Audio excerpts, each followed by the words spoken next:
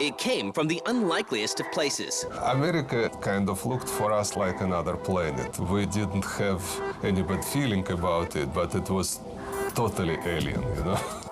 He came to realize he'd found a gold mine. What he didn't realize was that he'd found a haunted gold mine. And caused a puzzling international stir. Here I am, they're saying I'm a pirate because they never gave those rights out. It was a game that was developed behind the Iron Curtain. It was unique and new, and we were dealing with Glasnost and Gorbachev. I'm in Soviet Union, they could just keep me here forever and send me to Siberia, you know.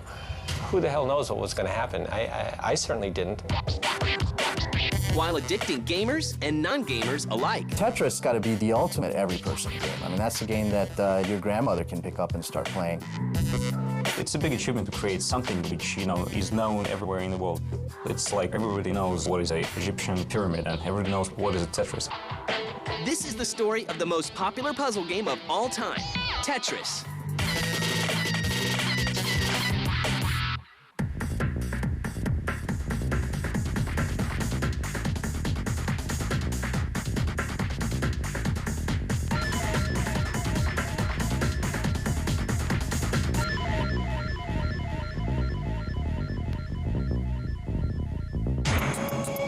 During the 1960s and 70s, at the height of the Cold War, At the time, the United States and the Soviet Union were the two powers in the world. You had two nations with two armies, and the sole existence of their armies were simply to annihilate each other. Alexey Pajitnov grows up in the city of Moscow. Didn't look anything like American cities. No advertisement. Very, very modest kind of showcase. Everything made out of stone, more or less gray, without any bright colors at all. America kind of looked for us like another planet. We didn't have any bad feeling about it, but it was totally alien, you know? So we just knew very well our life, but didn't care about the life of the rest of the world.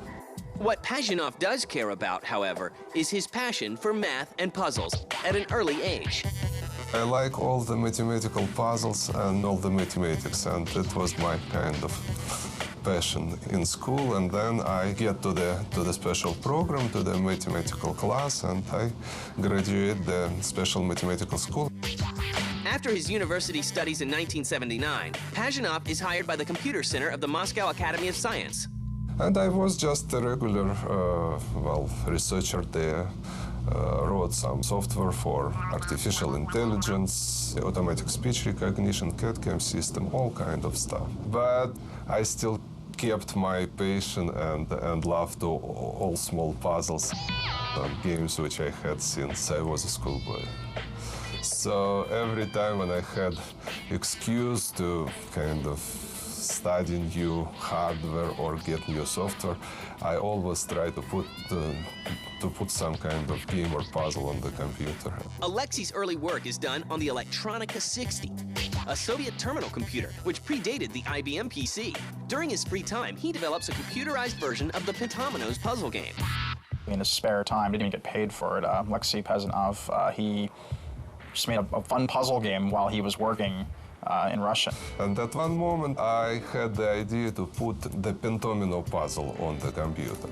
Pentomino's is a very, very well-known puzzle, and I love this puzzle. With the help of a 16-year-old programmer, Pajitnov finishes the game and calls it Tetris. We really didn't understand where Alexey had gotten the name Tetris, and later really found out that tetra means four in Russian. So all the squares were like a little T or an L, but they all contained 4 blocks. So that was tetra. And when we met Alexey, we said, why Tetris? And he said, well, the only other game he really liked was tennis. So he took the IS off the end of tennis and made it Tetris. And so that's where he came up with Tetris. Tetris is distributed freely among Pajitnov's comrades at the Computer Center. Because there was no any software market around, and the only way to distribute software was just to give it for copy. That's what we did. And the game quickly spreads throughout Moscow. And we let it go. That was like a fire, like a forest fire. Because in 2 weeks, every computer, every PC in Moscow runs Tetris on it. This is one of the games that entertains you. If you had, like a busy day and you're back from the office, very tired, it's a game that you can play for 5 minutes, for 30 minutes, or even for 50, just as long as you want to. I think why this game became so popular is probably, well, as everything in life, is a combination of good idea, luck, and maybe good timing. I didn't feel very good about my game because many people playing instead of working. And my bosses in computer center, well, they weren't upset, but they kind of look at me like, like a small kid which do something not very appropriate, The popularity of Tetris soon catches on beyond the Soviet border.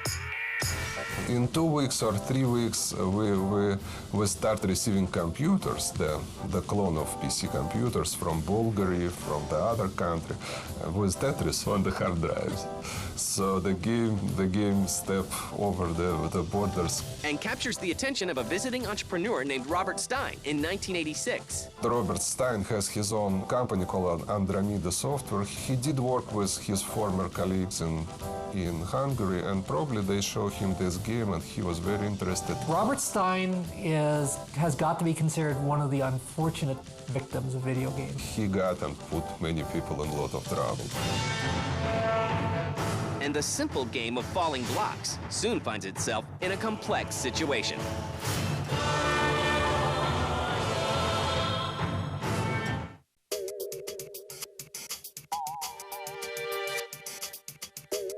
Immediately after Tetris first catches his eyes, Robert Stein introduces the game to prospective game publishers. In the case of Tetris, he came to realize he'd found a gold mine. What he didn't realize was that he'd found a haunted gold mine. Stein flies to Russia to secure the rights to Tetris from Alexey Pajitnov. To a certain degree, in the computer game business, it was still a fairly naive business. A lot of business done in the late 80s, in what was still a very immature business, barely over 10 years old, was contracts written on a napkin or a handshake. In 1986, Spectrum Holobyte's Gilman Louie and Phil Adams see a demo of the game and immediately strike a deal with Stein. There'd never really been a product released that had been developed in the Soviet Union, so we wanted to make sure we got the proper rights to the proper people, and we emphasized that to Robert Stein, and he is certainly intimated that he had the ability to give those particular rights. First of all, Stein pretend that I already agree on everything by replying him. I'm not sure what Stein could have done to save everything. Clearly he was overextending himself. He was promising people that he had all the rights even before he did have them, and that was a problem.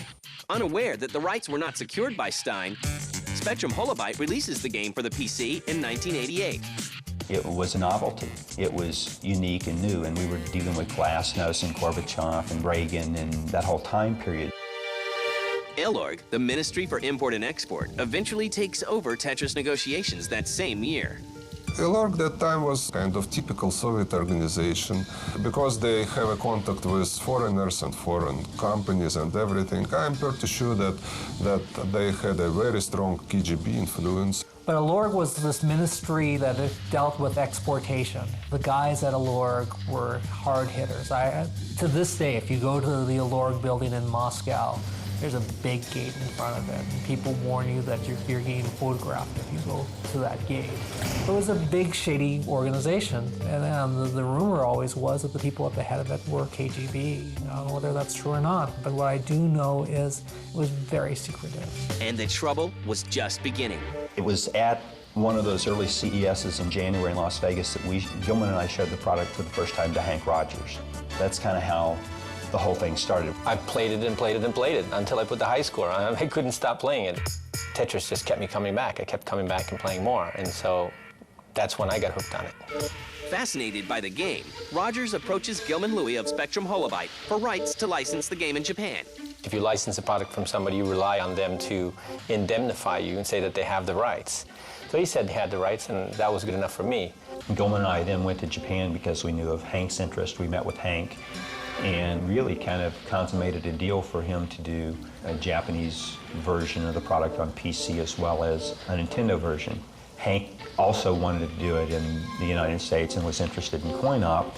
And when we kind of called and talked to Microsoft about that, they said, look, we have a deal already in the works with Atari/Tengen. What Spectrum Holobyte doesn't know is that their sister company, Mirrorsoft, has already sold the rights for a Japanese version of Tetris to Tengen. I said, who the hell's Tengen? They have no share. They don't even exist in Japan. He says, yes, they traded Tetris for blasteroids. And I said, blasteroid? That sounds like a disease. I said, well, Gilman, you're just going to have to go back and talk to them because we have a deal. Unsatisfied with only the PC rights, an undeterred Rogers approaches Tengen for the console rights in Japan. I told my guys in Japan, I said, okay, I'm going to the States. You guys keep on working. I'm not coming back until I have those rights. What I didn't know is the rest of the story. And the rest of the story is that, in fact, they didn't have those rights. They didn't have the rights that they licensed me, or they didn't have the rights that they thought they got from Mirrorsoft. Despite this, Tetris launches for the Famicom in December of 1988. Word of mouth slowly spreads in homes and offices everywhere. End of January, everybody was sold out everywhere. We ended up selling 2 million of that particular product in Japan over about a year. Driven by the success of Tetris on the Famicom, Rogers tries to obtain handheld rights for the game on Nintendo's new portable system, the Game Boy. When I looked at all the contracts, none of the contracts included handheld rights. So I went as far upstream as I could go, which was Robert Stein. The problem that he was having is that he had never properly gotten the deals for the rights that he already had, or that he'd given to Mirrorsoft. And so he had to clean that up, and the Russians were running him through the ringer saying, unless we clean this up, we're not giving you any new rights. When the Tetris rights were negotiated, we were part of a Maxwell Corporation and Mirrorsoft. So Mirrorsoft actually signed the contract with Robert Stein. Kevin Maxwell, who was one of the Maxwell sons, eventually went back over to the Soviet Union to kind of do a more conclusive deal at that point from a rights standpoint. A scramble for Tetris rights ensues as Hank Rogers, Robert Stein, and Kevin Maxwell of Mirrorsoft coincidentally fly to Moscow at the same time. I got on the next plane to Moscow. I went to track down the Russian agency or the Soviet agency that has the rights to Tetris. Hank then went to Russia on his own and tracked down Alexey. That was a total adventure game. I was there and didn't know anything, and I just asking people in the hotel or information or whatever to try to find out this. In Russia or in the Soviet Union, nobody gives you information. It was a very, very strange place. That's where the confusion came in of what rights had the Soviet Union granted to Stein, who then granted those to us. Maxwell went in and tried to tie up the rights. And I think Hank was playing with something that he knew was bigger. I was having meetings with the Russians, and then they were having meetings with the Russians. We were all taking turns having meetings. And he says, well, why should we choose you over Kevin Maxwell? I said, well, I'm not somebody from a very rich family, and I don't have a huge amount of money behind me. So I can't make an offer that as big as the offer that he can make you, but I can give you an honest share of the money. The Russians decide to give handheld rights to Hank Rogers. Oh, it was absolutely high adventure. It was great. Sitting in a room with a bunch of Russians giving me the third degrees. However, the controversy continues after the Russians see a copy of Tetris for the Famicom. I said, this is my game in Japan. They said, well, we never licensed those rights to anybody. I said, oh my God, here I am. They're saying I'm a pirate because they never gave those rights out. And I'm in Soviet Union. They could just keep me here forever and send me to Siberia, you know. Who the hell knows what was going to happen? I certainly didn't. Rogers soon discovers that Mirrorsoft and Tengen do not have the rights for the console version of Tetris. Well, at the end of the week, they're saying, you know, Mr. Rogers, so would you like to license from us the console rights? And I said, hot potato. I knew for a fact that Atari was a huge litigious company. So I thought, oh my God, this is going to be a huge lawsuit. If I now go license the rights behind their back, how they'll interpret it. There's no way I can do this. I cannot fight this fight. So I need an ally. And the ally he finds is none other than Nintendo.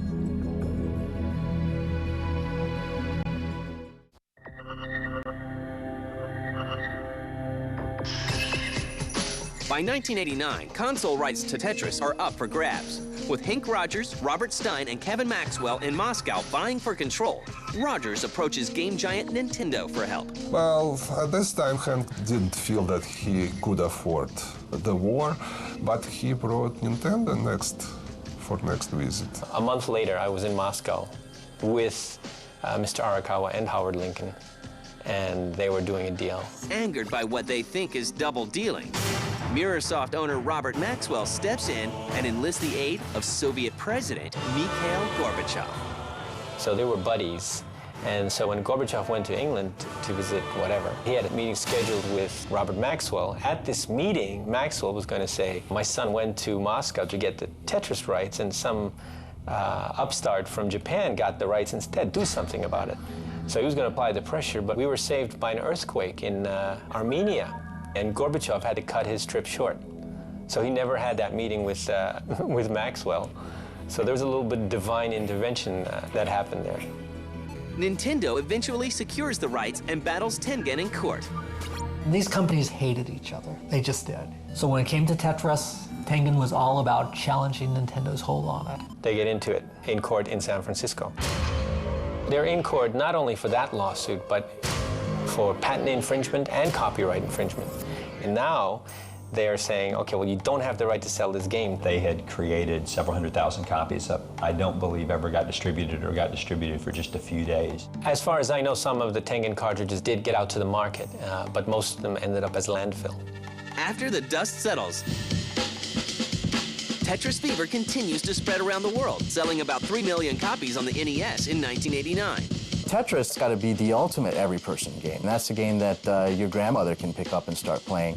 And I think that's what made Tetris really the game that it is today. In 1989, Tetris is bundled with the Game Boy, putting Tetris in the hands of eager players everywhere. I convinced Mr. Arakawa that Tetris should be the game packed in with Game Boy, because everybody can play Tetris, and so they were smart about it and included Tetris. We sold over 30 million Tetris that way on Game Boy. It just went to a much broader, wider mass media market when it hit the Game Boy. The Game Boy brought it to a whole new crowd. Tetris became a household item. Looking to capitalize on the heels of Tetris's success, multiple sequels and offshoots spawned. There was Wordtris. There was Hatris. Probably the best Tetris look-alike, my favorite Tetris, was from Capcom. It was Super Puzzle Fighter.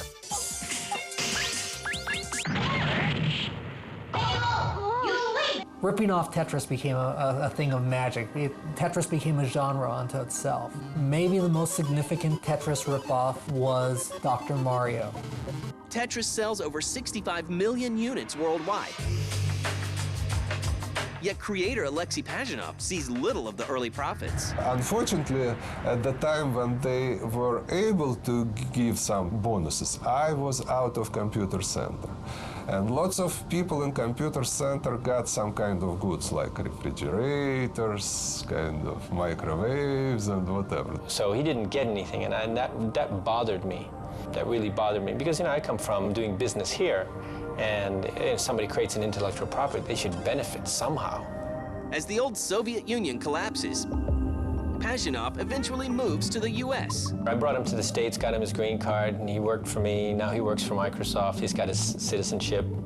The rights reverted back to him in 1996. So this is the big change that happened. In 1996, all rights to Tetris were supposed to revert back to Alexey Pajitnov. In addition to his Tetris titles, Pajitnov continues to design puzzle games at Microsoft. Michael Jordan probably is a pretty good baseball player, seriously. But he was so good at basketball that no one will ever notice that. Alexey Pajitnov has done good games since Tetris. I worked on the very big title, which was very important for my internal kind of growing up. That was the title called Pandora's Box. Pandora's Box was a really wonderful game. No one will ever notice because Tetris was so amazing. Tetris was the all-consuming game. Hectic And Mozaki Blocks are his latest releases for MSN Games, a casual online gaming site. Hexuc is traditional puzzle game when you have hexagon pieces and you kind of rotate them trying to put together some kind of blocks. And the other game is Mozaki Blocks. And the game is very relaxing. To date, Tetris remains one of the best-selling and most played games. It is on over 60 platforms with no end in sight. Tetris is in a wonderful position with mobile games because Tetris is perfect for mobile games. It's a very simple game. Tetris is the #1 game on mobile phones in North America. And its status only continues to grow. Sometimes I read science fiction or some novels. They use the word Tetris. It's a normal Russian word now. That's something I should be proud of. It's a big achievement to create something which, is known everywhere in the world. Everybody knows what is an Egyptian pyramid, and everybody knows what is a Tetris. It's a part of the history. It's definitely part of our industry. I think it will still live and live, and I'm very glad of it.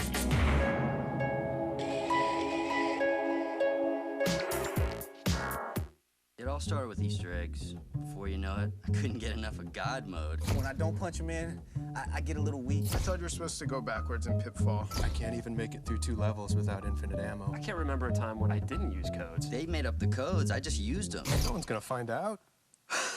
Get the latest cheat codes and walk-through strategies for Grand Theft Auto San Andreas. Right, the homie, let's see if you got what it takes. Cheat season premiere, Tuesday night at 10 Eastern, 7 Pacific.